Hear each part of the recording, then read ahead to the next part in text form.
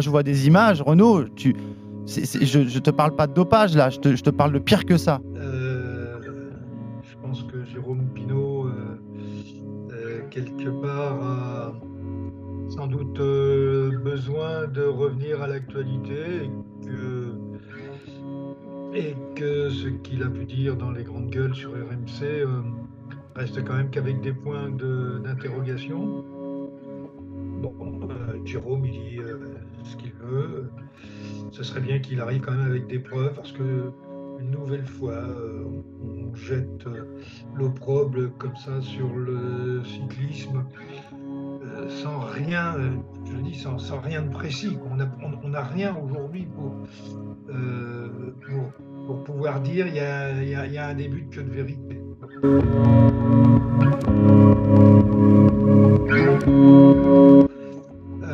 C'est son opinion, c'est ce qu'il pense, c'est ce qu'il croit avoir vu.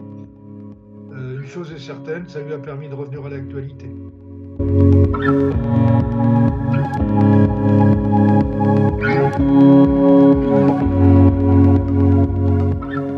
Bon, Cyril, avant d'entamer un peu le côté purement sportif de parler de la Vuelta et compagnie, on va évacuer le sujet maintenant. Il y a eu pas mal de bruit, notamment sur les réseaux sociaux. On a eu aussi l'interview assez, on peut dire, assez lunaire de Jérôme Pinault chez RMC. Qu'est-ce qu'on pense de tout ça, notamment autour des polémiques de la Jumbo? Il y a eu une petite polémique autour de Vingegaard il a changé de vélo, polémique de Kuss dans le Tourmalet. Bon, qu'est-ce que tu penses de tout ça? Ce que je pense de tout ça, ça me laisse un peu perplexe. J'ai pas le sentiment d'avoir vu les mêmes choses, mais bon, je pense que Jérôme Pinault, quelque part, a sans doute besoin de revenir à l'actualité et que ce qu'il a pu dire dans les grandes gueules sur RMC reste quand même qu'avec des points d'interrogation. Euh, il y a aucune preuve, il y a absolument rien. Bon, de palpable. Alors on peut, mais ça c'est le grand problème du vélo, hein. On est capable de tout dire. Le problème, sans même avoir des sanctions. À une époque, oui, il y a eu, et on le sait. Et ça, on avait aussi les informations et les preuves, au minimum les preuves chiffrées. Et je me suis pas d'ailleurs gêné pour parler de ces problèmes. Je n'étais d'ailleurs pas le seul. Aujourd'hui, c'est quand même beaucoup plus difficile d'être aussi affirmatif. Bon. Euh, bon, Jérôme, il dit ce qu'il veut. Ce serait bien qu'il arrive quand même avec des preuves parce que une nouvelle fois, on jette l'opprobre comme ça sur le cyclisme sans rien, je dis sans rien de précis. On n'a rien aujourd'hui pour pouvoir dire il y a un début de queue de vérité. Bon. C'est son opinion, c'est ce qu'il pense, c'est ce qu'il croit avoir vu. Une chose est certaine, ça lui a permis de revenir à l'actualité. Ouais. Et selon toi, c'est cette sortie-là de Pinault, c'est entre guillemets pour refaire parler de lui ou c'est vraiment, enfin, ce qu'il annonce dans son interview pour ceux qui l'ont pas vu, que ça parle un peu dans le peloton et compagnie, c'est vraiment réel ou ça reste des suppositions, en fait, c'est assez flou. Ben, c'est très flou et moi et pourtant Dieu sait si j'ai des contacts avec le niveau professionnel à tous les étages.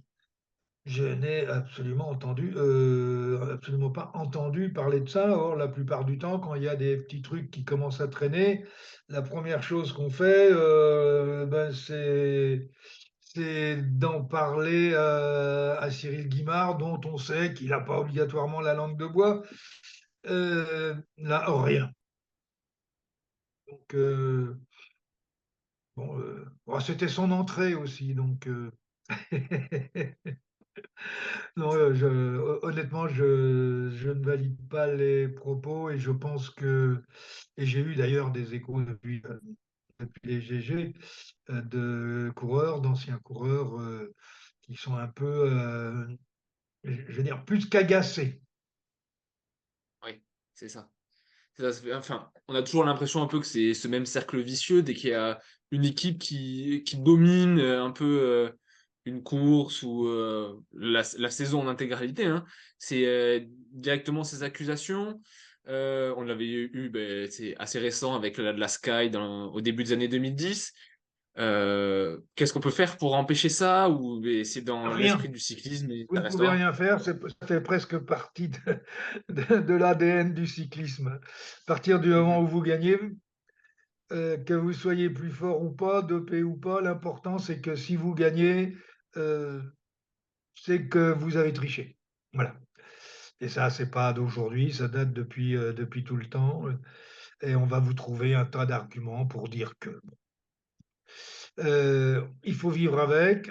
Quand il y a des vraies choses, ben, il faut aller au bout.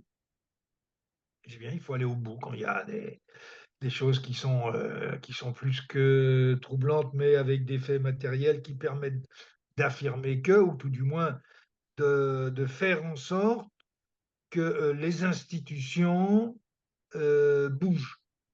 Bon, regardez, si on prend le cas Armstrong, il y avait des choses plus que très troublantes, et finalement, on a trouvé. Et Armstrong a été sanctionné. Bon, euh, donc, quand il y a vraiment des choses qui sont plus que troubles, c'est pas une seule personne par des déclarations qui va modifier le sens des choses. Ou alors, ben, il faut que les coureurs qui sont sur le Tour d'Espagne, ou ceux qui étaient sur le Tour d'Italie ou sur le Tour de France, apportent des éléments concrets. Mais on ne peut pas balancer comme ça. Enfin, donc, je dis, ça fait partie de l'ADN du cyclisme, ça fait partie de l'ADN, et je le dis souvent, les premiers qui lancent des rumeurs, souvent ce sont les coureurs eux-mêmes, parce qu'ils n'acceptent pas d'être battus, donc ils pensent que s'ils sont battus, c'est pas sur leur vraie valeur.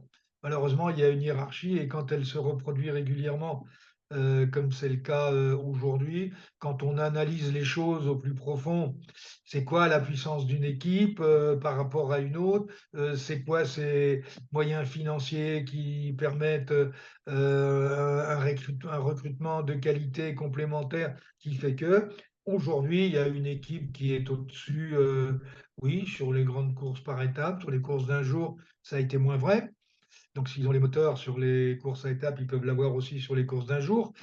C'est même encore plus facile.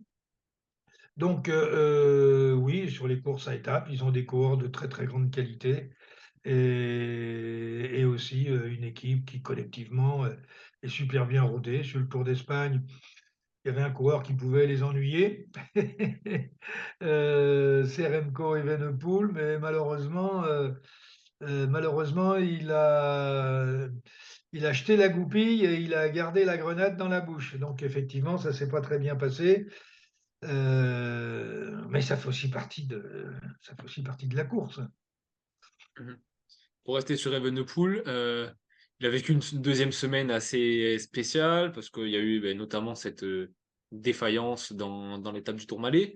Et le lendemain, il fait un numéro assez exceptionnel en solitaire. Euh, Qu'est-ce qu'on peut retenir en fait de cette deuxième semaine d'Evenepoel? Eh ben, personne n'est capable d'écrire un scénario qui tienne debout.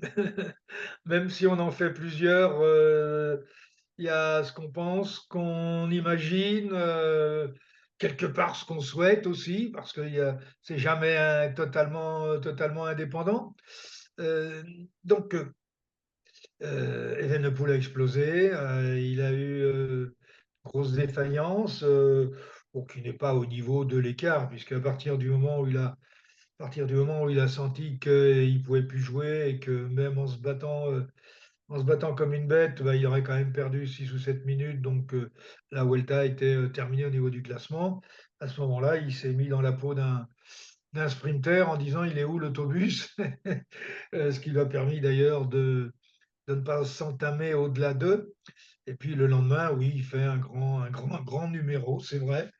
Et, et je pense que ce numéro va faire en sorte que celui qui sortira le grand vainqueur du Tour d'Espagne, ce ne sera pas la Jumbo. Ce sera Evenepoel qui va sortir comme le grand personnage de cette Vuelta et, et qui va s'attirer un maximum de sympathie, un maximum de fans, parce que ce sont ce genre de grands exploits qui, qui font les grands champions, ceux qui à un moment créent suffisamment d'émotions, de reconnaissance, d'admiration, et qui d'un seul coup rentrent dans le cœur du grand public. Et il l'a fait avec générosité. D'ailleurs, Bardet peut en parler savamment parce qu'il était aux premières loges, et donc il sait ce que c'est que d'être derrière Dernier, derrière Evenepoel. Et puis il a remis le couvert le lendemain, mais là c'était peut-être un peu prématuré. Non, moi je trouve que ce Tour d'Espagne apporte des éléments très importants, mais une chose est certaine, Evenepoel est devenu le grand personnage, le, le- le- la grande star du cyclisme international. Mhm. Et bon, sur ce côté image un peu d'Evenepoel, bon, c'est assez clair. Mais au niveau sportif, est-ce que c'est inquiétant pour un potentiel Tour de France l'année prochaine, ou ça reste une mauvaise journée, ça arrive à tout le monde, et même aux plus grands, et c'est comme ça? Et c'est arrivé au plus grand. Et c'est ce qui est, Mhm. c'est ce qui est réconfortant. Alors, quelle est la relation, la relation entre le fait qu'il se retrouve sans force, sans avoir les jambes et qu'il est obligé de laisser filer, tu regardes et tu ne peux pas y aller. Quelle est la relation entre le non-conscient, le conscient, le physio, le bio? Ça, c'est très compliqué à trouver les véritables explications. Et les grands champions, il y en a d'autres, hein, les petits coureurs qui ont la même chose, mais ça ne se voit pas au niveau des grands champions de cette envergure. La seule chose que l'on sait, les très grands, dans les 48 heures, se rebiffent et vont faire un grand numéro. C'est ce que Evenepoel a réussi. Et puis, c'est rassurant pour une chose.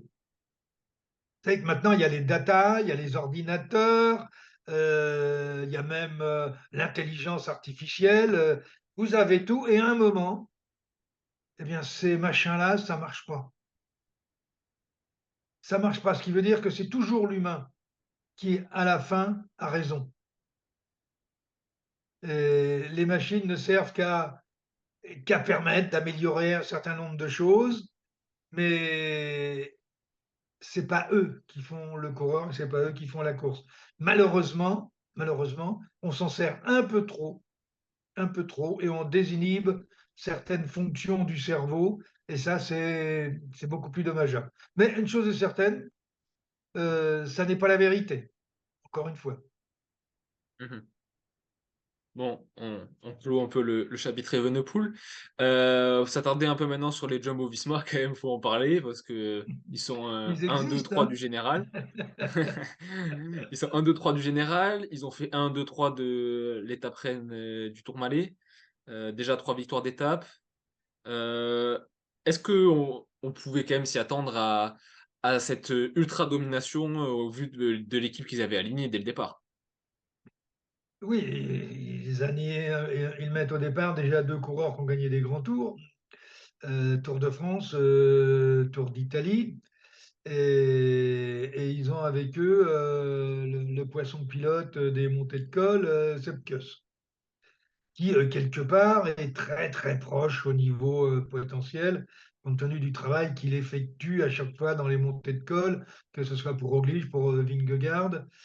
Il est là tout le temps, et c'est l'un des, pour pas dire peut-être même le meilleur grimpeur pur. Là, il se retrouve dans aux trois premières places, à cause ou grâce aussi à la défaillance de Evenepoel, qui a permis justement à cette équipe de se retrouver aux trois premières places. Mais ça n'est pas une surprise. On a derrière Ayuso, dont on sait que, Eric Mas, Marc Soler. On a un classement qui est correct par rapport au potentiel de chaque coureur et au potentiel collectif de la Jumbo. Vraisemblablement, le gros problème qui va se poser, c'est lequel des trois va l'emporter.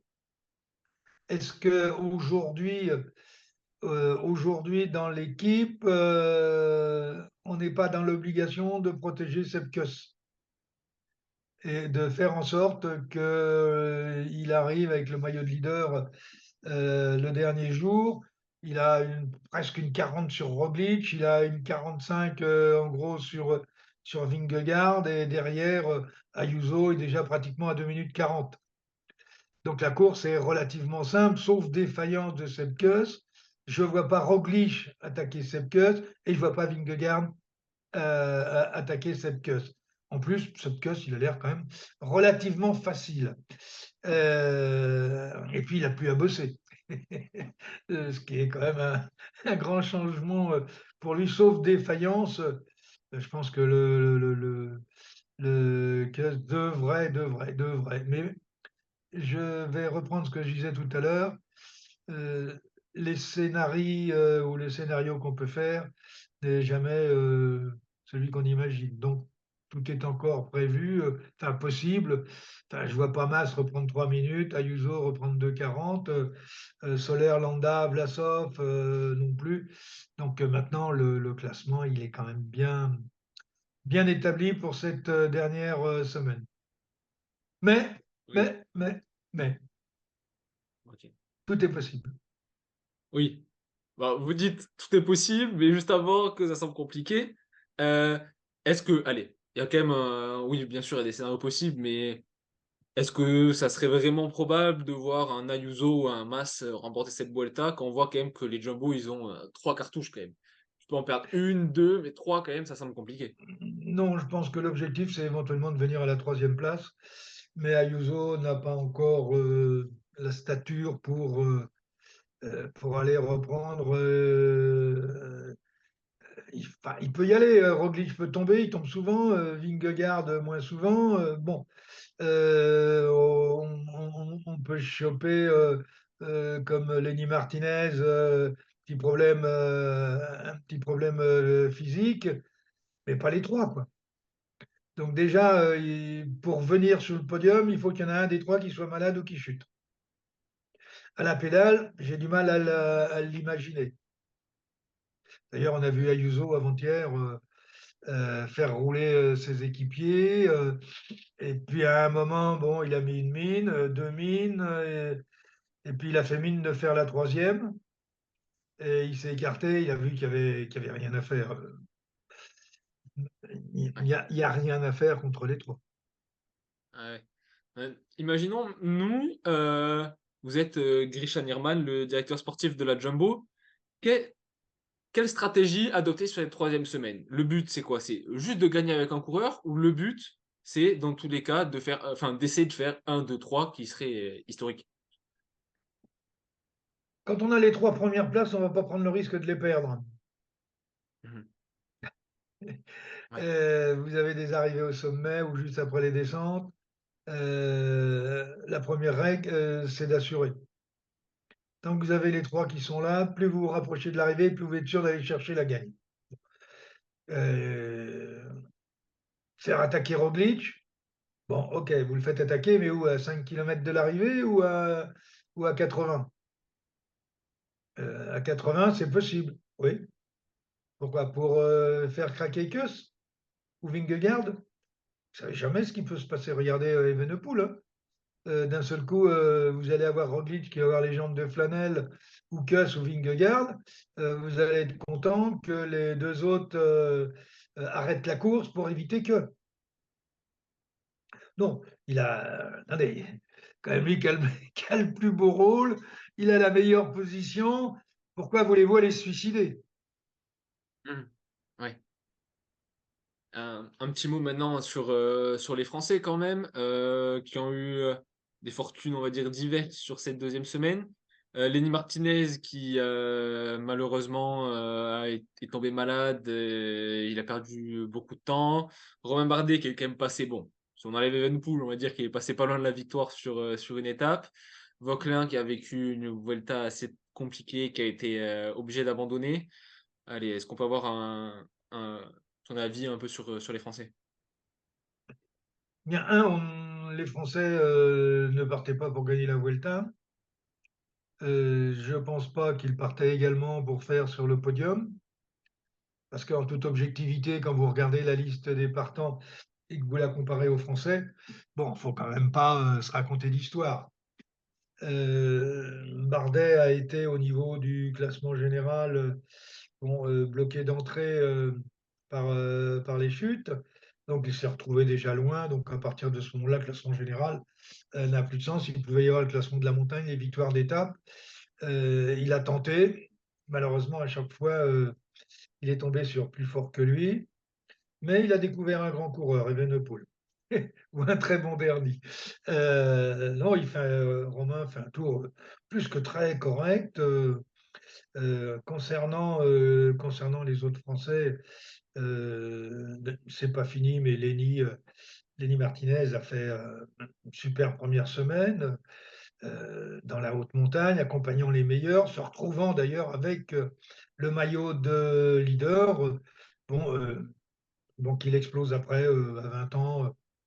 Je crois qu'il a démontré tout ce qu'il était nécessaire de démontrer pour savoir qu'il sera un grand à l'avenir. Euh, Tant qu'à Romain, il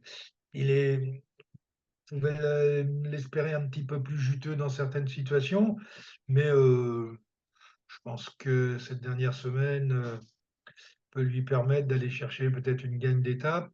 C'est deux jeunes qui ont 20 ans, qui sont partis un petit peu à l'aventure en disant, bon, ben, si ça rigole, ça rigole. Ça a rigolé pour Lenny. Euh, je pense que ça peut aussi rigoler pour un autre Français. Mais bon, on est à notre place une fois de plus. Voilà. Ouais, ok. Bon, tu as commencé un peu à évoquer cette troisième semaine où le parcours reste intéressant. On a notamment deux grosses étapes de montagne, dont une qui se termine au sommet du mythique Angliru. On a aussi Oui, une oui, 20e. celui-là, il est quand Ouais, même réservé, hein. oui, on a aussi une 20e étape qui s'annonce très très compliquée, notamment à contrôler. Quoi on peut s'attendre un peu sur cette troisième semaine? Alors, très difficile à contrôler pour qui? Ah, sur le papier pour la Jumbo, mais en soi, avec l'équipe La qu'ils ont. Jumbo, ils sont trois placés. Ça ne Hmm, sera pas très compliqué. Il peut y avoir 25 coureurs qui partent. La plupart du temps, dans ce genre de choses, le mieux placé se retrouve à un quart d'heure, 20 minutes.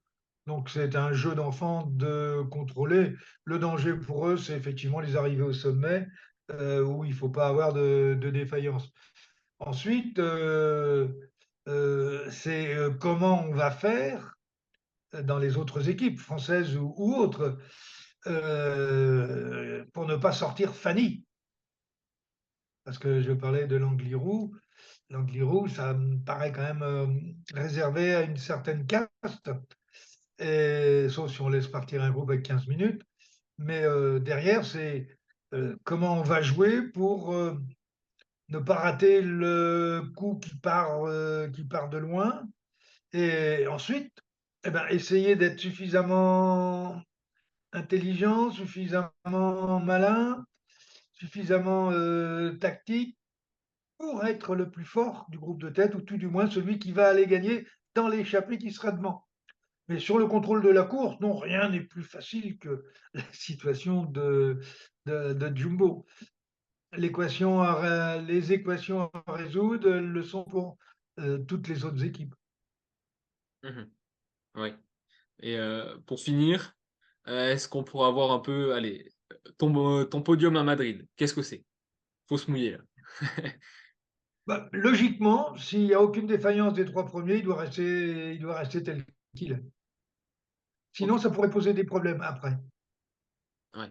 Donc, un Kuss, deux Roglic, trois Vingegaard. Logiquement. Si Ok. ça devait changer à la pédale, ça veut dire qu'il y en a un qui aurait fait cocu les autres.